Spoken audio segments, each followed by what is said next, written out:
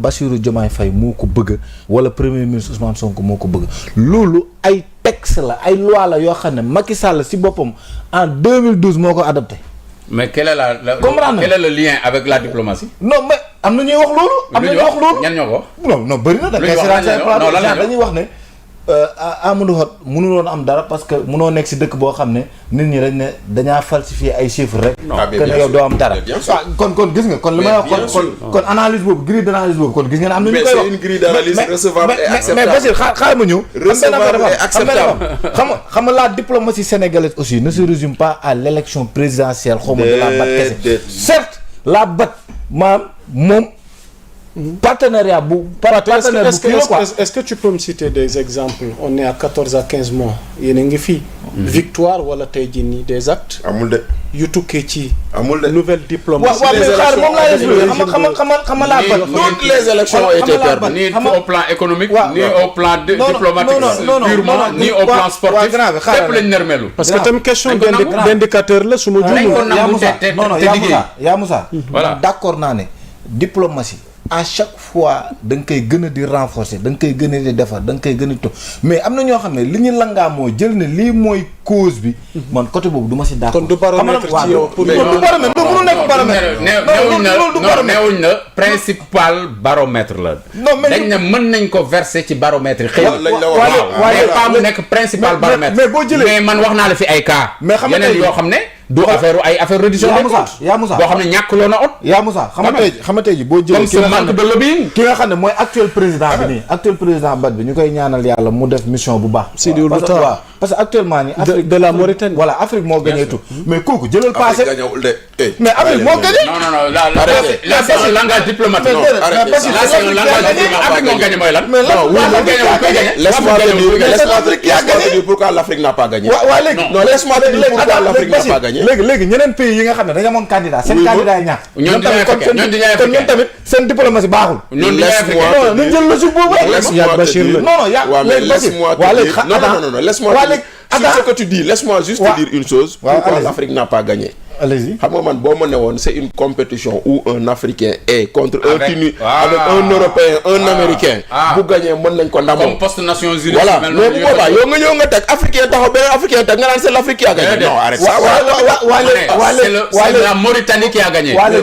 waa léegi tuut léegi yeneen réew yi nga xam ne dañu amoon ay candidats ñoom seen candidats yi nga xam ne gagné wuñu kon ñoom tam dañuy wax ne seen diplomatie baaxul. bien sûr bien sûr loolu kenn du ko analyser. bien sûr les Sud-Africains sont en train d'étudier comment ils ont fait pour perdre. les Mozambicains même chose. c'est normal mais c'est normal. mais bu boobaa Amadou Hott war na toog xam lan mooy faag yu mel noonu mais léegi Bachir jëlal passé ki nga xam ne mooy actuel président bi nii jëlal passé. mais kooku dafa liggéey si ay financement africain. autant pour moi ay financement africain. léegi yow lu tax jëloo candidat boo xam ne dafa liggéey ci ay financement africain. non mais xam nga tey jii. ma ne am na fi am na fi. xaaral rek ma wax la.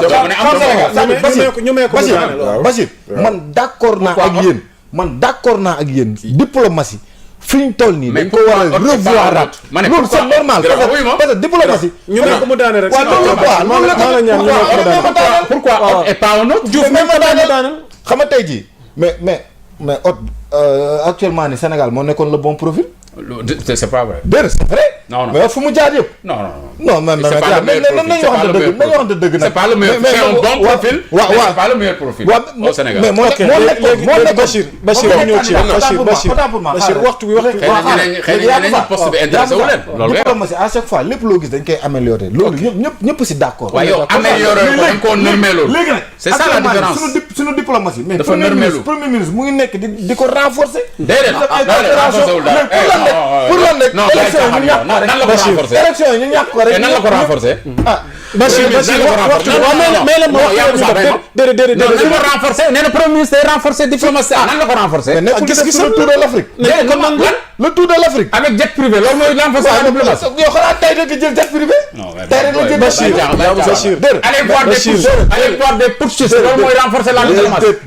Bachir permettez-moi de continuer le débat avec Bachir. mais wala may leen ma ne affaire poursuite dañ ci wax lu leer état bu nekk da nga souverain. déedéet. bu ma leen ñaanee ngeen bëgg CEDEAO dafa am lu mu wax ci poursuite yi. moo xam nu ñu jëlee. CEDEAO dafa am ci poursuite yi. ce sont des pays voisins. dama ne CEDEAO échanges commerciaux yi c'est bon ñoom. mën ngeen ma may kàddu bi. waaw allez-y. tamit bu fekkee tamit dañuy bëgg a wéyalee. waxtaan wi ci benn logique. non mais da ngeen may tamit da ngeen may waaw voilà. Bachir man d'accord naa. non duñ la may une minute. yaa Moussa. man le 1er février 2025. bu ma la ñaanee ngeen may ma waxtaan wi gën a neex. le 1er février 2025. j'ai signé une chronique parce que tous les samedis je signe une chronique sur le quotidien. Je l'avais intitulé Amadou, une candidature pas si hot. Ouais. Le 1er février. Et j'avais listé tous les handicaps qu'avait le candidat Amadou Hott. Premier des handicaps, moi, nous sommes la seule région africaine qui a 2 candidats. C'était le premier handicap. Donc, dans les autres pays, en Afrique centrale, en Afrique australe, les gens se sont arrangés, débrouillés pour avoir un candidat par localité, mais nous étions les seuls à avoir 2 candidats. C'était le premier handicap. Deuxième handicap, effectivement, la gouvernance de la BAD sur ces 10 dernières années a été très décriée avec le président Adesina. Et le président nigérien Adesina, lui, aujourd'hui, on avait même commandité un rapport sur la gestion de la BAD qu'il avait fortement épinglé. Et Amadou Hott était parmi les vice-présidents de la BAD. Donc la question était, comme Sénégal en 2024, doit-on faire la rupture ou la continuité? Maintenant, le candidat mauritanien était présenté déjà comme un candidat qui vient avec de la rupture. D'autant plus que la BAD, c'est beaucoup de pays et des pays non africains surtout qui ont de grosses contributions dans le capital, dont les États-Unis. Les États-Unis font partie des 3 ou 4 plus... Le Japon, la France, les États-Unis, ils ont dit, nous, pour remplacer le président de la BAD, nous privilégions un homme de sérail. Mais qui nous fait le président BAD? Il était déjà président de l'équivalent de la BAD dans les pays arabes. Qu'on appelle la BADEA. Bien sûr. La BADEA, c'est l'équivalent de la BAD. Moi, madame, nous, Afrique, créé BAD. Nous, pays arabes, nous avons créé banque de BADEA. Moi, on est président. Donc, c'est quelqu'un qui s'y connaît en matière de gestion, de finances, machin, etc. Donc, il avait meilleur profit. Donc, tout ça, maintenant, Amadou l'a dit, et je suis d'accord avec lui. Parce que moi, quand j'ai écouté Amadou Hott sur RFI, ne pas assumer son passage avec Macky Sall, notamment la falsification des chiffres dont on parle, j'ai dit, mais le gars là, il se plombe encore les pieds. Parce que il a été dans le clair-obscur. Soit tu dis que Amna, ou tu dis Amoul. Mais maintenant, vouloir plaire à ces gens-là, maintenant,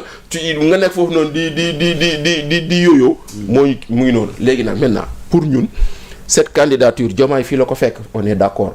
Mais il n'était pas obligé de la maintenir.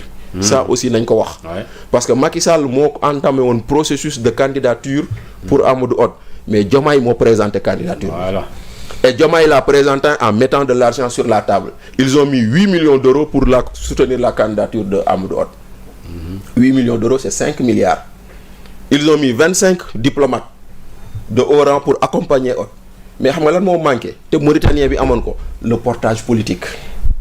Parce que la Mauritanie, c'est un candidat, c'est un candidat, nous task force autour du président Gazouani.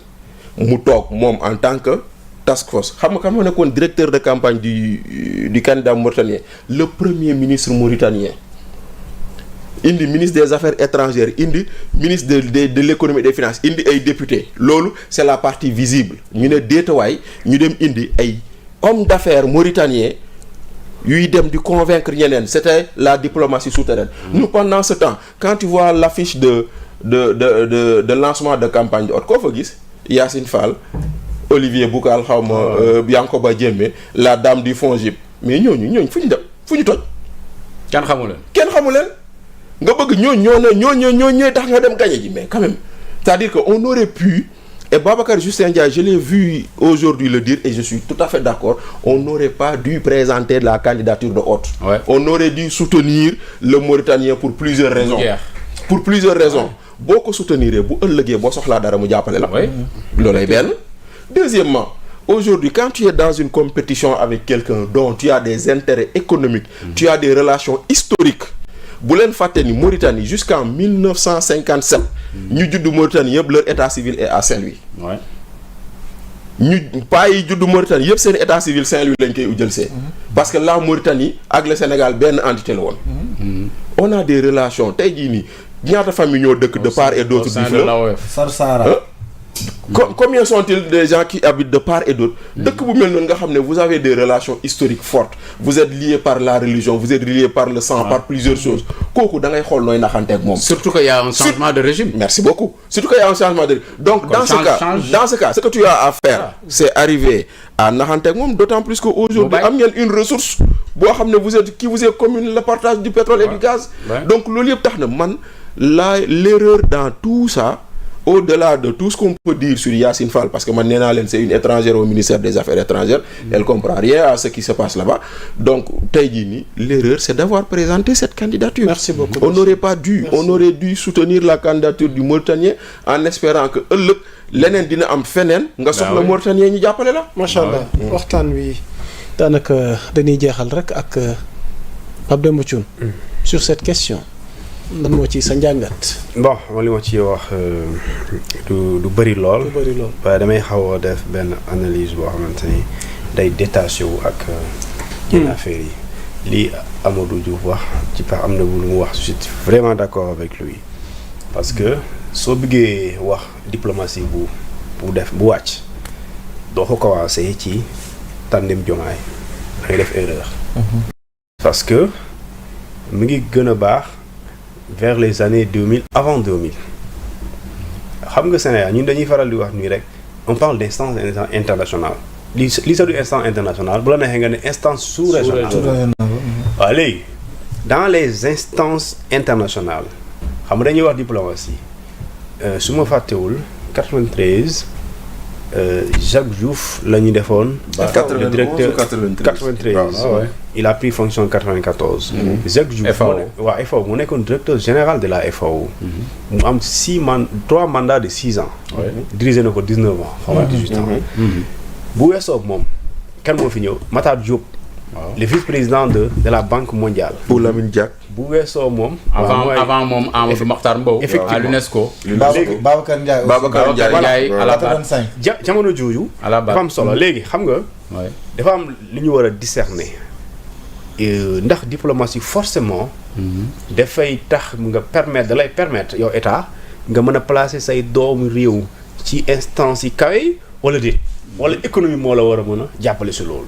c'est ces questions-là qu'on doit répondre auxquelles on doit répondre benn Israël amul benn doomam bu jiite benn institution internationale amul mais en termes de diplomatie il y a pas une diplomatie meilleure que Israël bi influence meilleure que moom rek moo fi sañ tey di bombarder ay nit ñu dee te kenn mënu si dara pourquoi parce que Israël a le soutien des États-Unis et parrainé par les États-Unis yaa ngi dégg l'Israël c'est la fille des États-Unis. Chine bii ñuy wax ju bëri ji yëpp Chine waxum am na ay doomam ci institution internationale yi waaye bëriwul.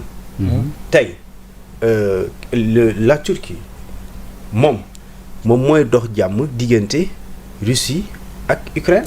lu ko may. te pourtant diplomatie am. léegi tey ak économie bu dëgër bi aussi. tey Turquie. ñaata at mu ngi daw ci ginnaaw Union européenne pour mu dugg fa. tey ñu bañ ñoom ñoo bëgg léegi mu dugg fa. Aujourd'hui pendant très longtemps c'est les Européens qui ne voulaient pas de la Turquie. Maintenant c'est eux qui aujourd'hui parce que la Turquie c'est un marché aussi. Effectivement voilà léegi parce que ñoom en réalité lu ñu doon ragal. c'est ça léegi les États ont des intérêts. léegi wax nañ ko fi semaine passée. Qatar léegi. Qatar avant Qatar 90 dëgërul lool. mais Qatar aujourd'hui moom mooy dox jàmm diggante. li nga xam lu bëri li ci golfe bi. mais même en Afrique ici. et pourtant mais au Congo quand il y a eu Rwandais kii là du fa lañ dem du Qatar lañ ko dem lijjanti. et loolu ce Congo et loolu c'était la main de Karim Wade aussi il faut pas oublier de le dire. et loolu.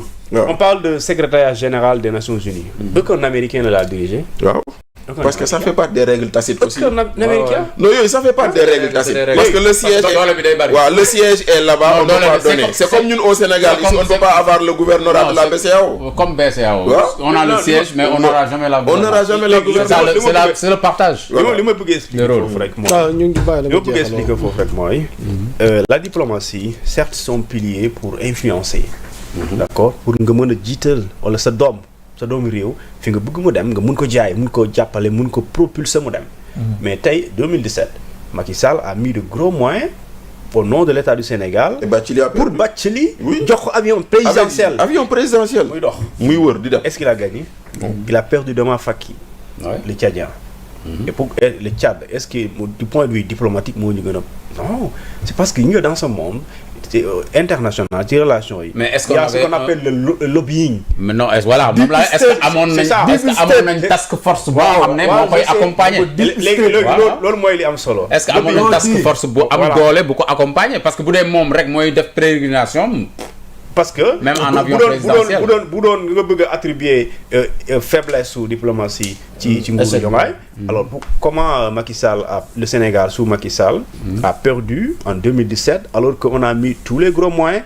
en mettant l'avion présidentiel à sa disposition il fait le tour de ces pays-là pour convaincre leen et pourtant il a perdu donc gis nga dañu war a delluwaat ENA.